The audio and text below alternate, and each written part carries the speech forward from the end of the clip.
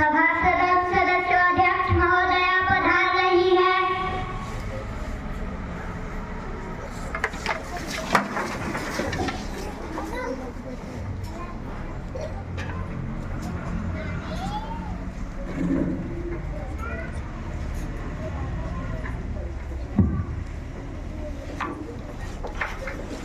माननीय सांसदों, युवा संसद के इस मानसून सत्र में आप सभी का स्वागत है।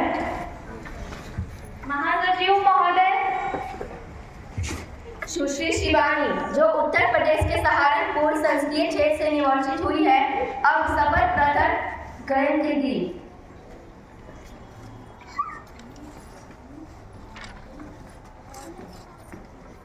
महोदय, आप शपथ ग्रहण करेंगी या प्रतिज्ञा ग्रहण करेंगी? महोदय, मैं शपथ ग्रहण करूंगी।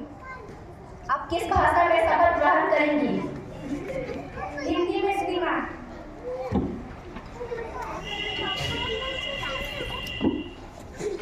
मैं सुश्री शिवानी, जो युवा संसद की लोकसभा की सदस्य निर्वाचित हुई हूँ, ईश्वर की शपथ लेती हूँ कि मैं विधि द्वारा स्थापित भारत के संविधान प्रति श्रद्धा और निष्ठा से रखूंगी, देश की प्रभुसत्ता और एकता बनाए रखूंगी तथा जिस पद को मैं ग्रहण करने वाली हूँ उसके कर्तव्यों का श्रद्धापूर्वक निर्वहन करूंगी।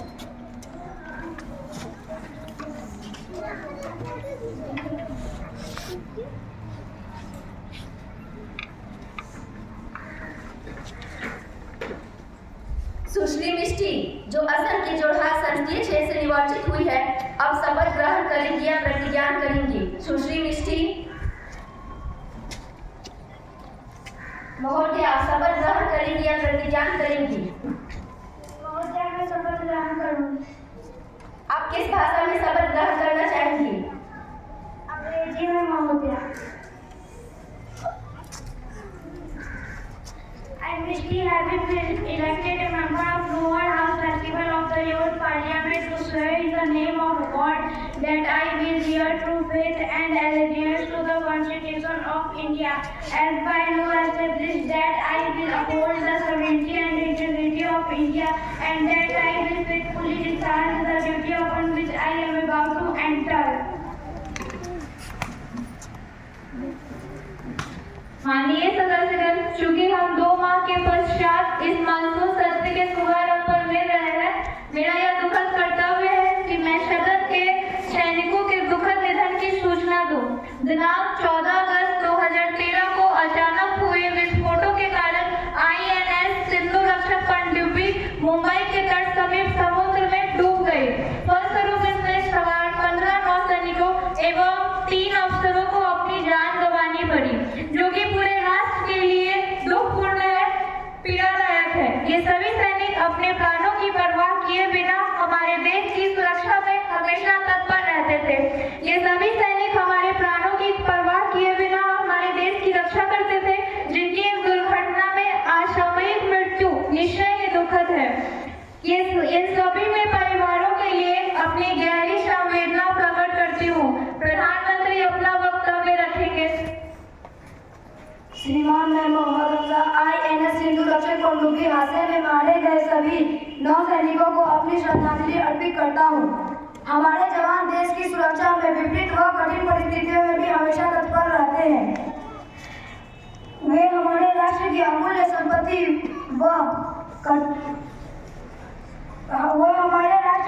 संपत्ति तथा मानव संसाधन है।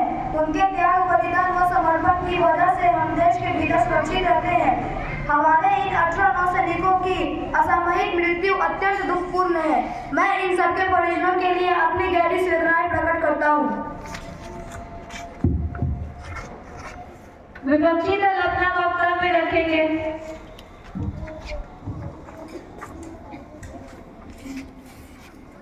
श्रीमान मैं हर्ष कुमार यादव आप और सदन के नेता द्वारा अर्पित की गई श्रद्धांजलि में अपने को भी संयोजित करता हूँ। देश के लिए हमारे जवानों का योगदान अतुलनीय है। वे हमारे कल या भविष्य को सुरक्षित रखने के लिए अपना आज या वर्तमान का बलिदान करते हैं। नौसैनिक सहित थल सैनिक और वायु सैनिक सभी देश की सेवा में विषम परिस्थितियों में भी डटे रहते हैं। ऐसे 18 जवानों को इस INS सिंधु रक्षित पनडुब्बी हादसे में खो देने का राष्ट्र के लिए एक महान क्षति तथा दुखदायी है। इस दुख की घड़ी में मेरा शहीदों के परियोजना से आग्रह है वे अपने आप को अकेला ना समझे बल्कि पूरा राष्ट्र उनके साथ खड़ा है। मैं शोक संतप्त परिवार को संवेदनाएं भेजने में स्वयं और अपने दल को संयोजित करता हूँ। सदस्यगण अपना गहरा शोक प्रकट करने के लिए कुछ क्षणों के लिए मौन खड़े होंगे।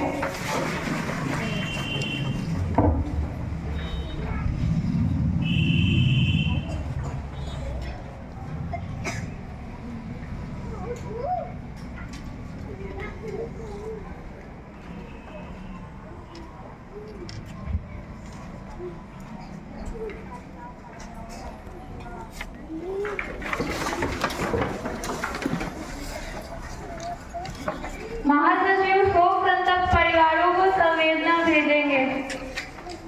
हाँ श्रीमान। प्रधानमंत्री नए मंत्रियों का परिचय कराएं।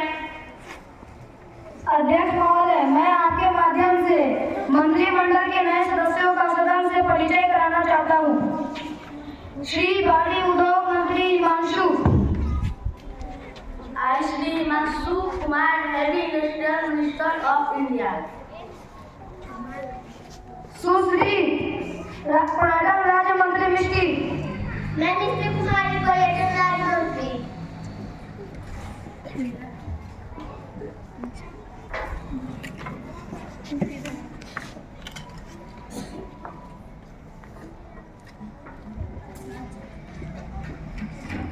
प्रश्न संख्या 101 सुश्री रिया यादव।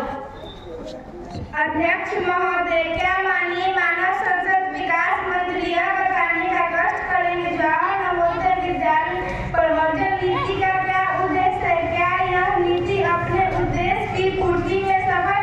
यदि नहीं तो सरकार इस संबंध में क्या उपाय कर रही है? मानव संसाधन विकास मंत्री प्रिया।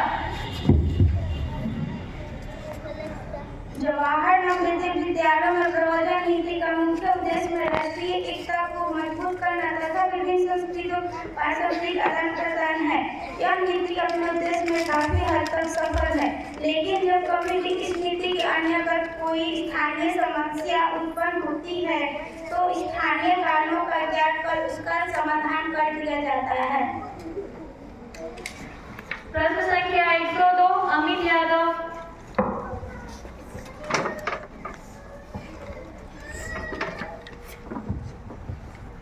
श्रीमान अध्यक्ष जी क्या सरकार इस बात से अवगत है कि डॉलर के मुकाबले भारतीय रुपए का अवमूल्यन लगातार जारी है और यह गिरकर प्रति डॉलर 60 रुपए से ऊपर पहुंच गया है। इस अवमूल्यन का क्या कारण है? रुपए के अवमूल्यन को रोकने के लिए सरकार कौन कौन से कदम उठा रही है? वित्त मंत्री जी कृपया खड़े होकर जवाब दें।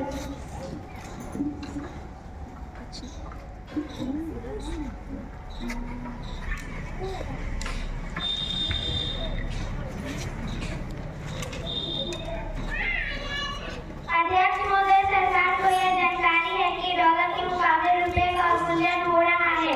महोदय इस अवमूल्यन को रोकने के लिए सरकार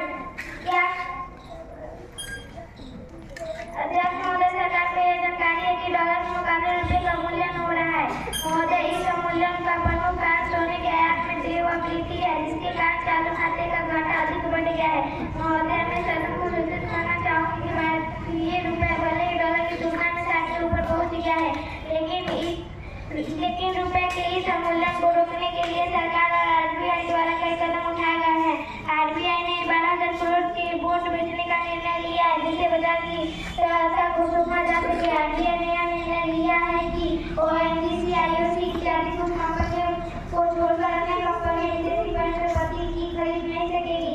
यह भी निर्णय लिया गया है कि कोई भी भारतीय अब 2 लाख रुपए के बजाय 75,000 रुपए विदेश भेज सकेगा।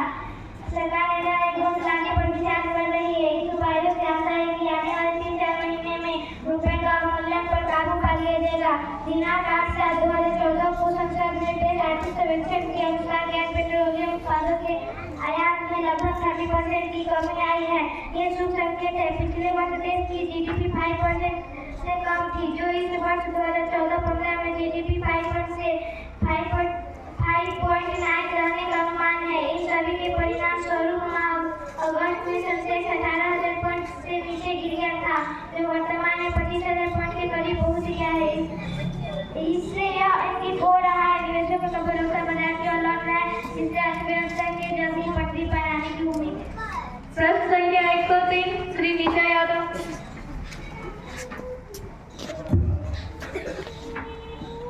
अध्यक्ष जी, मैं जानना चाहती हूँ, क्या खाद्य एवं कृषि मंत्री इस तथ्य से अवगत है कि प्याज के मूल्य में बेतहाशा वृद्धि हो रही है तथा प्याज का मूल्य 40 से 50 रुपए प्रति किलो तक पहुँच गया है?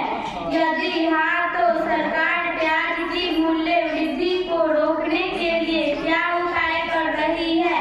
क्या सरकार प्याज के निर्यात पर रोक लगाने का विचार कर रही है?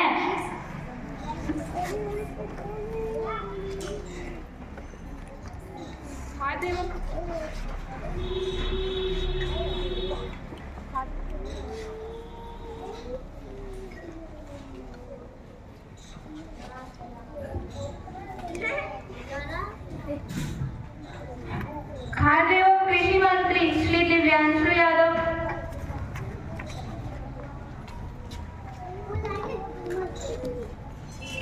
महंगाई को देखकर दुखमय सकल समाज, निर्बल जन जीना कठिन, कैसे सादे काज, कहाँ से लाए राशन, महंगी भरी प्याज, पकेगा कैसे सालन। अध्यक्ष महोदया, प्याज के मूल्यों में हो रही वृद्धि की जानकारी सरकार को है। प्याज की कीमतों पर नियंत्रण के लिए सरकार कई प्रकार के उपाय कर रही है। राज्य सरकारों के सहयोग से जमाखोरों के खिलाफ लगातार छापों की कार्यवाही जारी है, जिससे प्याज की आपूर्ति बढ़ाई जा सके। दिल्ली सरकार ने आगे बढ़कर सरकारी स्टॉलों पर प्याज बेचने का निर्णय किया है। महोदय, मैं सदन को यह भी सूचित करना चाहता हूं कि महाराष्ट्र एवं देश के अन्य भागों में इस वर्ष प्याज की बम्पर पैदावार होने की संभावना है, जिसके परिणाम स्वरूप आने वाले 3-4 महीने में प्याज की कीमतों में तेज़ी से कमी आएगी। महोदय, सरकार ने आवश्यक वस्तु अधिनियम के अंतर्गत प्याज के निर्यात पर रोक लगा दी है।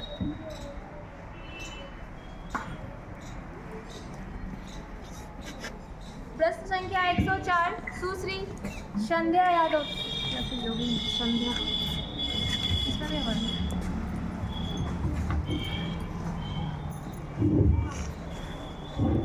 मैं सुश्री मुस्कान कुमारी, अध्यक्ष महोदय, मैं माननीय कोयला मंत्री से यह जानना चाहूंगी कि क्या कोयल ब्लॉक्स का आवंटन ओपन टेंडर द्वारा न करके किसी नीति के तहत किया गया है? क्या देश के सबसे बड़े घोटाले में से एक कोयला घोटाले की फाइलें घोटाले से गायब है? क्या सरकार भी खास लोगों को बचाने का प्रयास कर रही है और इस संबंध में सरकार ने क्या कदम उठाए हैं?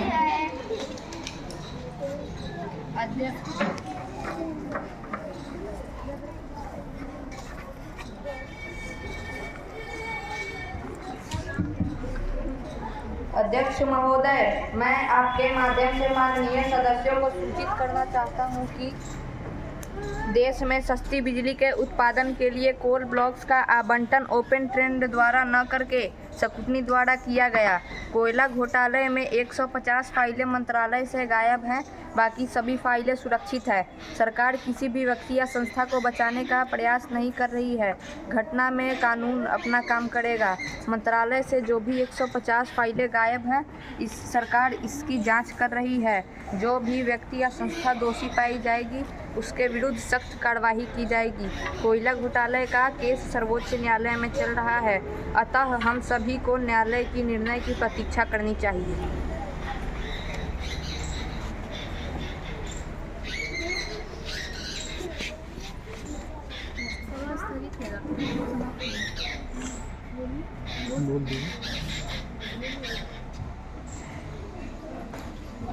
इसी के साथ सभा स्थगित की जाती है। फिर अगले सत्र में हम मिलेंगे।